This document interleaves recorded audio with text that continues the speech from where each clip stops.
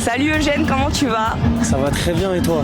Mais ça va, un peu stressé, comme je te l'ai dit, c'est ma première interview, mais on va la faire tranquillement. Comment tu te sens après cette scène de Dour, ton deuxième Dour, 2 ans après? Moi je me sens bien en mode c'était super, j'ai passé un bête de moment. On était avec tous les gars, on est venus ensemble 3 jours consécutifs et là c'est la fin du bal, la fin de la danse, donc à partir de maintenant on kiffe juste. Ça doit être quelque chose de venir en équipe comme ça et de vous ramener sur scène 3 jours d'affilée. Ouais, en vrai c'est quelque chose en mode comme nous on campe pas, tu vois. Chaque soir on repart, chaque matin on revient, on est neuf dans les voitures, dans les vannes et tout, en mode et tu connais hein, ça fait du bruit, ça se repose pas et tout, etc. Donc c'est pas de tout repos mais c'est génial. Est-ce que tu as des petites habitudes que tu fais à chaque fois de monter sur scène, des petits rituels? Le matin avant d'aller faire un concert je vais courir, souvent je vais faire du sport. Sinon en mode je me retrouve juste dans ma tête, en vrai, en mode je parle à ce qui m'entend, tu vois, genre ce qui m'écoute. Je fais le point dans ma tête et puis je plonge dedans. Et un peu dans la même veine, est-ce que tu as des rituels de création dans ton art, dans ta musique en général? Tu as créé une platine, tu as mixé avec à Paris.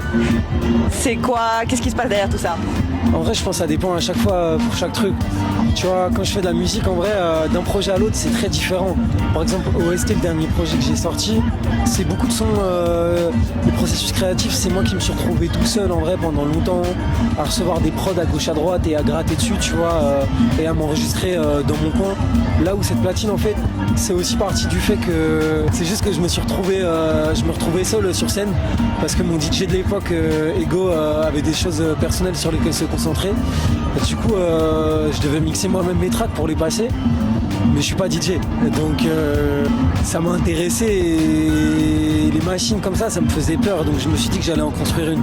Ça t'intéressait d'apprendre à mixer? En vrai, ça m'intéresserait, mais rapper, faire du son, c'est déjà un métier à plein temps. En mode, c'est déjà beaucoup de sacrifices, beaucoup de choses, ça prend beaucoup de temps et j'adore ça. Et j'ai pas le temps en fait pour pleinement me consacrer à ça, tu vois, mais c'est un truc que je kiffe faire et en vrai, si le ciel le veut, la vie sera encore longue, donc j'aurai le temps, tu vois, pour ce genre de choses. Mais pour l'instant, moi, je suis concentré dans la musique, dans le rap, en vrai. Ok, je comprends. J'ai une dernière question pour toi. Dans tes sons, tu parles beaucoup de nouvelles vagues émotives. Où est-ce que tu as envie que cette vague te mène? Au bout du monde, hein.